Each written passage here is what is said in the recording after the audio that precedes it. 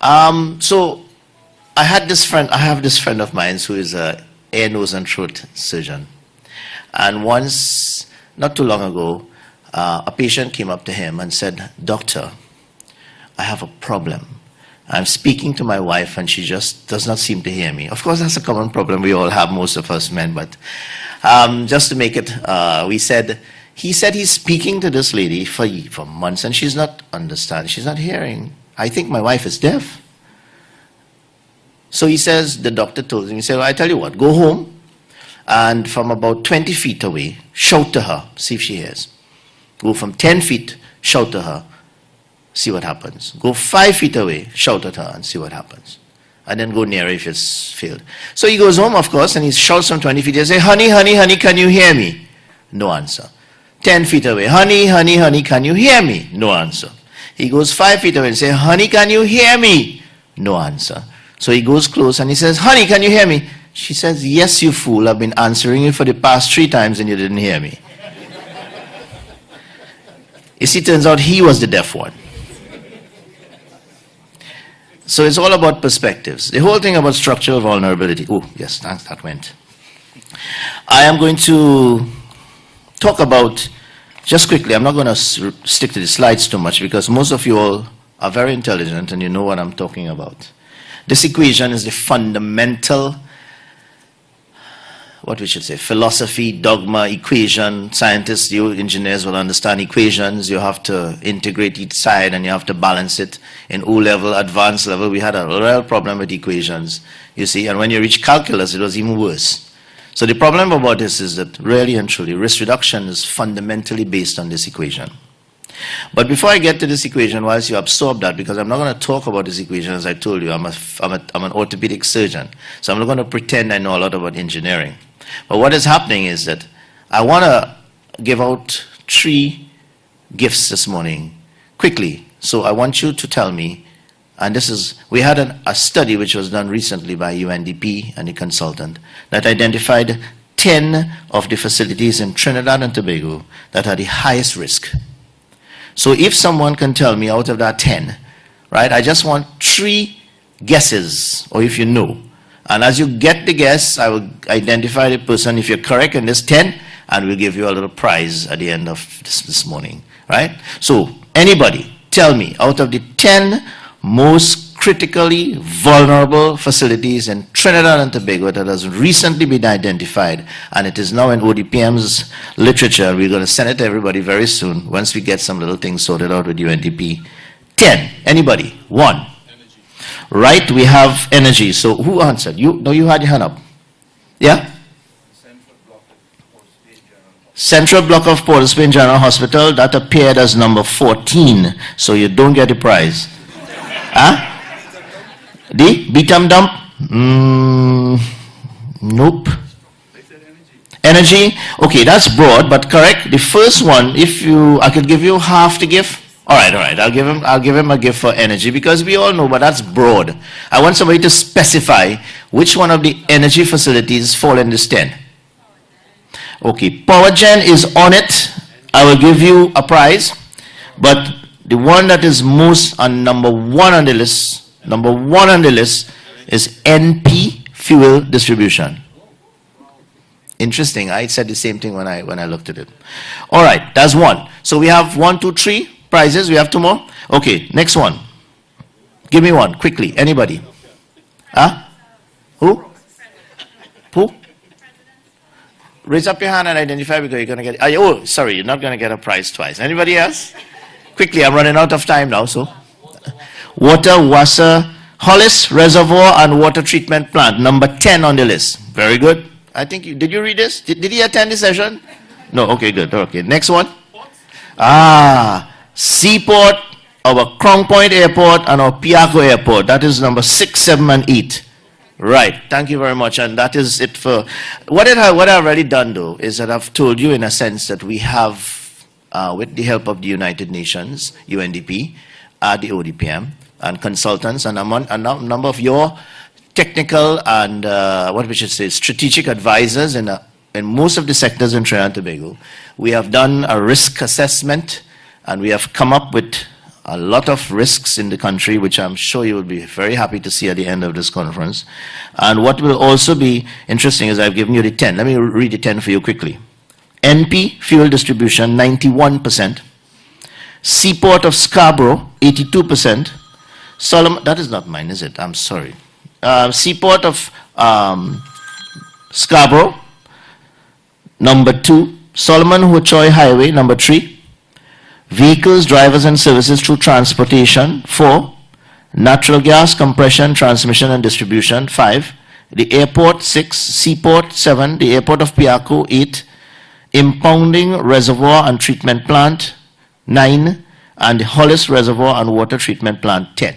Of course, there's quite a lot of other facilities which is on the list that forms about 45 to 50% in terms of the assessment and index, which we will share to you. With you.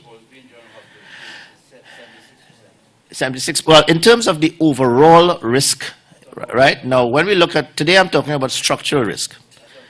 But when we look at the overall risk, right, certain facilities in terms of loss of life, and this is why I'm going to quickly refer to an article, actually a paper, which was done by Grundy in the Department of Civil Engineering in University of Melbourne, Victoria. And Grundy had a very interesting statement, and I would like to read it quickly. He said, compared with industrial activities of humankind, losses from natural disasters of greater magnitude, measured in terms of lives lost, occur with much greater frequency and worse consequences than would be acceptable for industry. In seeking ways for engineers, and structural engineers in particular, to reduce disaster risk to an acceptable level, it is necessary to adopt more stringent standards of acceptable structural risk. And when these prove insufficiently ineffective or effective, to adopt and participate in appropriate non-structural methods or measures to save lives, livelihoods, consumables, and assets, in that order. In this paper, which I read, acceptable risk from disasters is discussed as a disaster limit state, DLS, and is developed as a design tool for engineers. Some of the challenges of implementation, well, of course, he discussed it in the paper. This paper was published in the Journal of the Australian Journal of Structural Engineering, volume 14, number 2, page 135 to 44 in 2013. That's Grundy. What he says is that he talked about acceptable disaster risk as a psychosocial definition of disaster risk, in which he says a useful psychosocial definition of disaster risk based on Chan, a paper done by Chan et al. In 2009. He says H, of course, hazard by vulnerability, minus capacity is equal to risk, where H is hazard, physical, environmental, health, or other threat. V is vulnerability or sensitivity to the hazard in question, and C, of course, is the capacity. The capacity is the ability to nullify or resist the impact of the hazard, and R, risk, is the social breakdown or loss of hope and meaningfulness in life. It's very interesting from some engineers.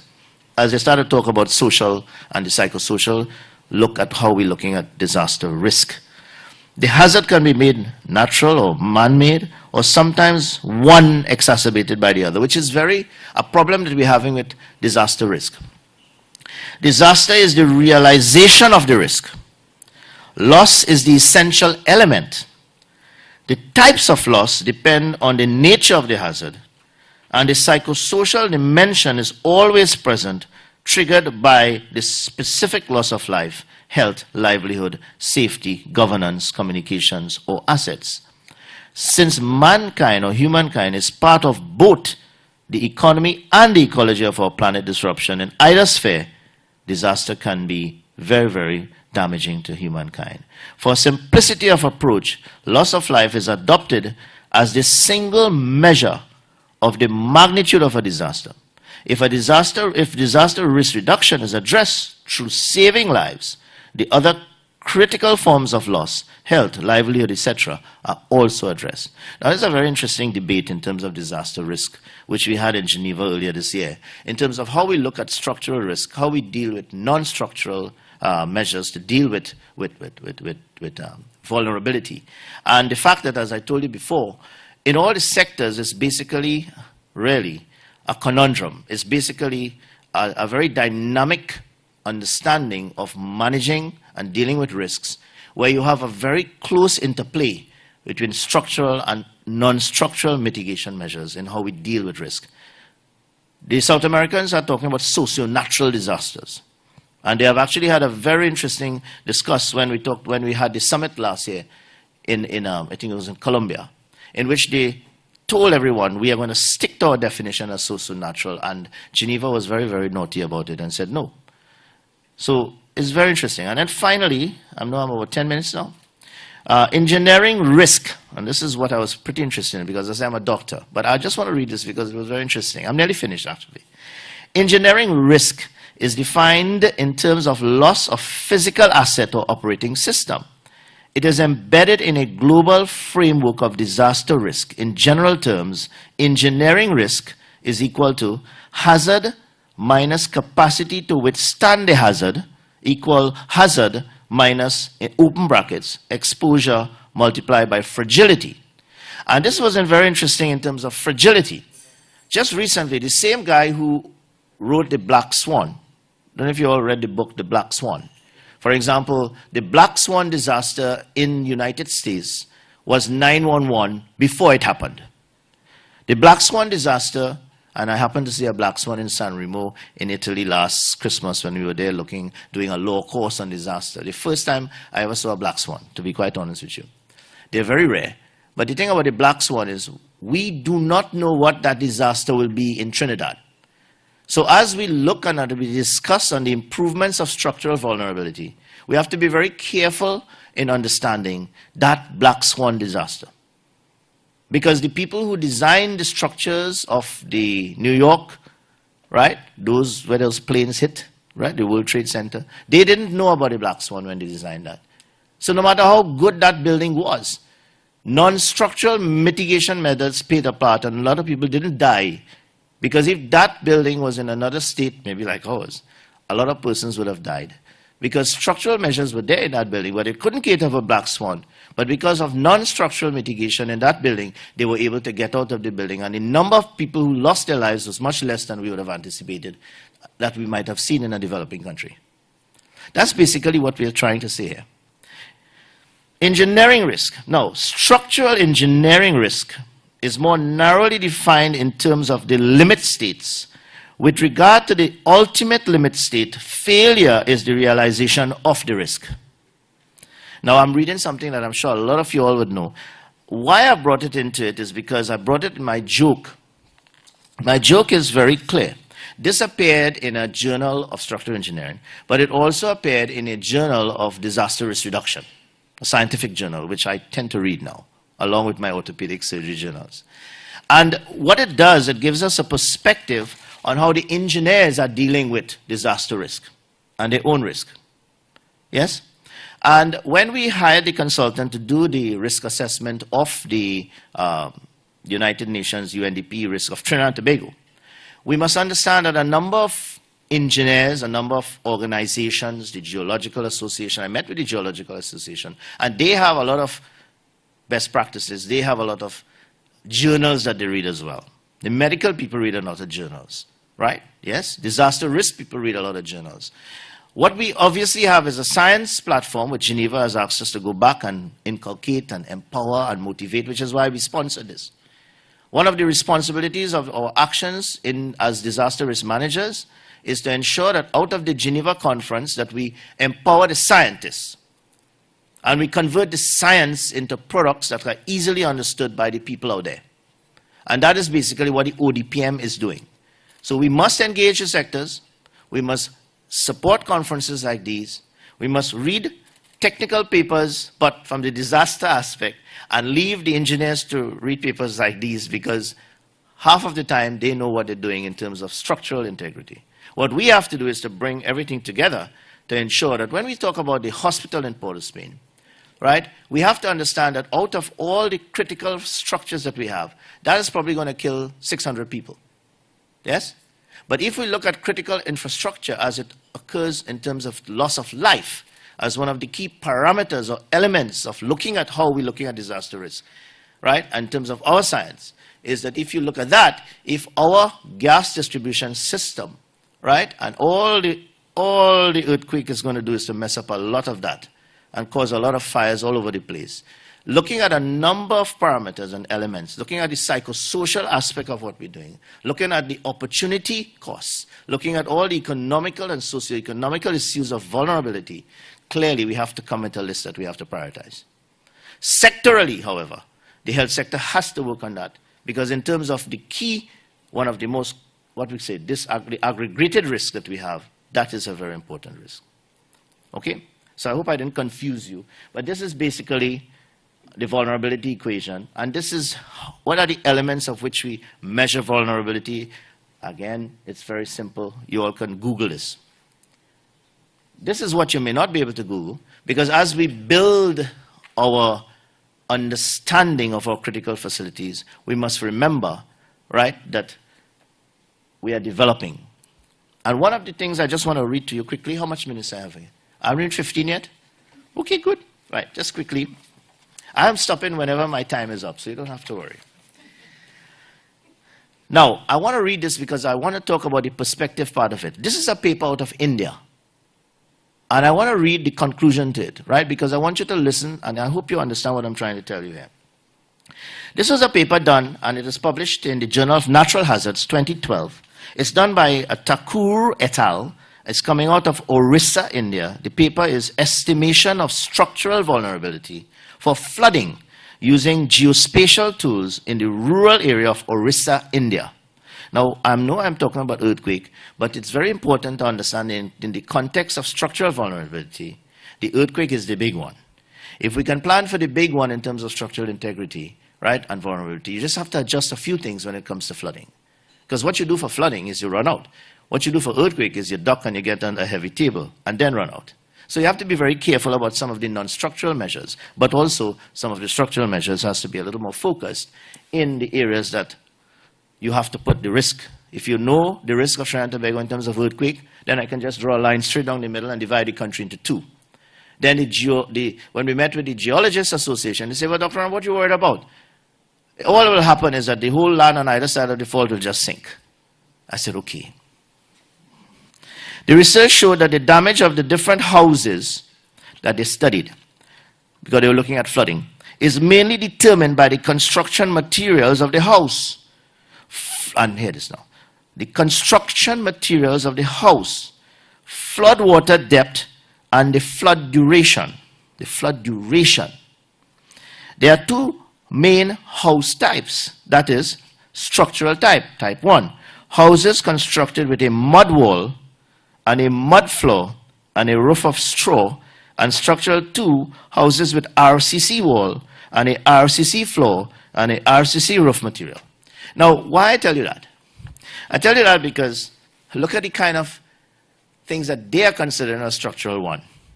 What do we in Trinidad and Tobago consider as structural 1? Right? They are looking at mud houses. How many of that do we have? Right. So what it is basically is I'm trying to tell you is that the perspective of who is deaf is really and truly, we have to understand that Trinidad and Tobago, we are really much better off than we think we are. And you have to understand that. Because when I went to build, I built about 4 houses in my little lifetime. And that was before I became CEO of ODPM. I just want to know how to make that. Lest I make the news tomorrow. Yes. I'm an orthopedic surgeon. I do, yes, anyway. So what happened is that where you found is that I had to go, and I swear to God, I had to bribe the building inspector. I had to bribe the guy who actually approved my plans. Not the last time wrong, actually. The last time wrong was good. Because of CEO for DPM, I had a little bit of clout. But I tell you, I had to bribe almost everybody to get my plan approved. And that was a fact. But the fact is that I had to get it approved. And some engineer, I hope, had to read it at Town and Country. And somebody had to put it in some sort of geospatial place that said, look, I can't build here. I can't build 5 meters away from the blah, blah, blah, blah. Now, that to me is very good because, in a sense, because of the banking industry, everybody knows that if you have to go to Republic Bank as a young couple, you have to get a plan to draw your house. You have to have a process. Yes? So It's not that we are bad. It's just that we are going to step from a position much better than the structural type 1 in that Indian village and have a different structural type 1 when we're dealing with our assessment, which is what has been done with the UNDP consultancy. We had to look at the different parameters, compare the difference and see where we are. So in truth and in fact, we are dealing with it. What we are trying to do is to get all the sectors involved. And how we're doing it is getting the right maps. It is not a perfect map, but it's going to develop as data comes up.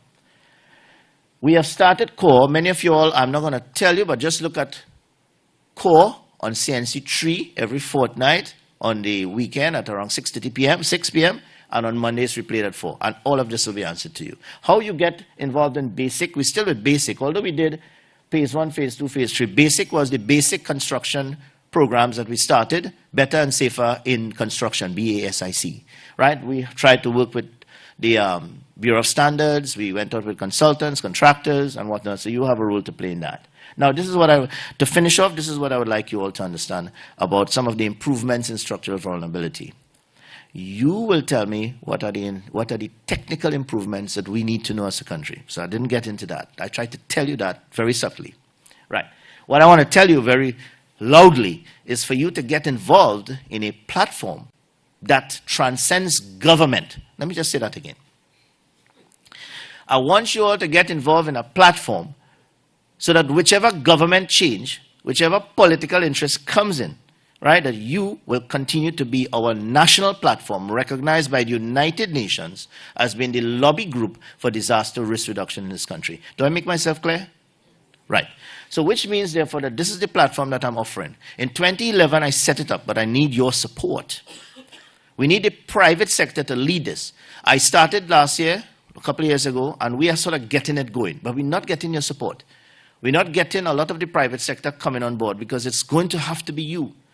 Right? Because as we designed the National Disaster Authority to do all that I'm telling you in this little presentation here, right, what we had to do was we have to get it non-political. So if you get on this committee for the next 100 years, when I am 152, that what will happen is that when I creep and crawl out of Philippines, right, I would have good systems in place because no matter which government comes and which politician doesn't want to put money here and doesn't want to put money here because he wants to put it here, you will be the group that will take this forward. Do I make myself very clear? And that is one of the improvements for structural integrity. Right. Get on board. Now, this is, to me, was one of the best things that was done in this last 2 years.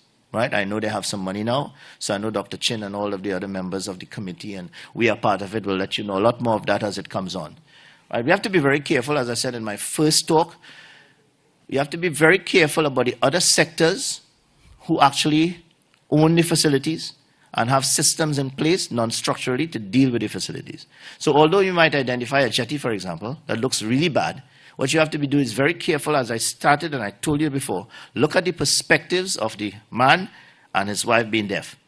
Always remember that joke, because it will be very careful as you move forward not to damage a lot of what you're trying to do by not understanding that a lot of sectors have their own journals, they have their own scientists, they have their own best practices, they have their own best standards. Yes, and we want you to understand that. Yes? This is one of our main pillars in our strategic plan, creating the appropriate legislation. We got through with the building codes, at least starting it. I know that you all heard that the Minister of Planning and Sustainable Development are introducing in the Parliament very soon the whole question of how we're going to change around the town and country planning. Hopefully we don't have to bribe them as much again.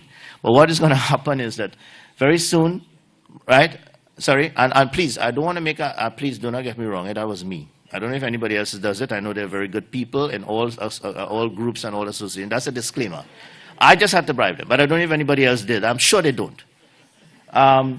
Development of draft legislative regulatory framework. Now, this was done. The critical facilities policy, I just want you all to know, in 2010 April, right, that framework was approved by Cabinet. I'm out of time now, Doctor.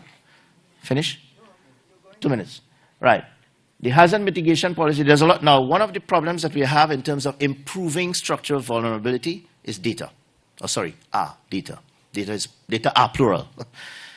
I learned that in my MBA. I didn't know that. That was so stupid. But data are plural. What it is basically, though, is that very interesting. We have a problem with data.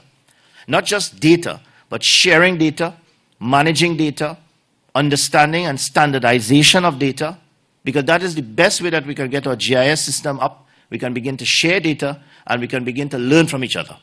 So one of the key elements on your agenda of your association meetings, in terms of your own companies, in terms of your own entities, is to put data on one of the agenda items and try to see if you can have your ICT people or whoever is responsible for data to try to begin now to get it into a platform that we can share. And that is easily understood. Unless we don't do that as a country, our maps are not going to be represented. And you will hear people on the outside of our country, experts that is, telling the world that we are one of the worst in the world, when we are not, because we are not able to take our own sectoral data and share it with the global watchers, if you want to call them, who take data from some of our people who think they know what you know, and then share it with the world and say, well, we are bad. I don't know if you understand what I just said. Did you? Okay, good. Thank you. Comprehensive disaster management policy. Well, that is changing as I go to the mirror every morning and I change. Because as you have things in the world happening, then you hear about these 15 or 20 oil spills in Trinidad and Tobago, which is really, really amazing. And then you hear about a typhoon that is the worst that you have ever seen in the world. So in other words, then we have to kind of restructure what we're doing, re-strategize a lot of the times. But hey, that's what strategic plans are all about. Strategic plans are not written in stone. They change. And therefore, the understanding is that our CDM is going to change, but it's always going to be fluid. Of course, in a new disaster bill. Again, that changed. That changed because when we went to Geneva, we heard, for example, that people who live in skyscrapers had a problem in disasters. Because when you have a house on the ground, and the house is demolished, and the state puts you in a shelter, when you come back, you can build your little shack on that platform. But when you live on the second floor of a condominium or a skyscraper, when the disaster removes the total thing, I want to know where you're going to come back from the shelter and live. And a lot of people didn't find that out. They didn't understand. In Singapore, for example, there are basements under a lot of the skyscrapers so that you can be evacuated. And their post-disaster structural design is pretty good in a lot of the areas because they spend a lot of money on that. So they can actually go under their building and come back in their building. Now, when you live in Port of Spain or any one of those nice skyscrapers that they're building, let's hope that the HTC are building shelters for the people who live in those buildings, because when the building, with our Black Swan disaster, damage, for example, and you have to move them, when they come back, what are you going to do with all those 500 people in the building? Those are things that came up into the legislations, and we didn't know about these displaced people, because that's a special group of displaced people. Think about it. All the persons in Trinidad and Tobago who live in buildings that are above floor 1, what are we going to do with them if 60 or say 10% of them are impacted by disaster, when we want to keep them in shelters for how much? A week? After that, when we bring them, where do we put them? So, these are some of the structural vulnerability issues that we deal with. These are the non-structural ones and the structural ones, and they're very close, right? So,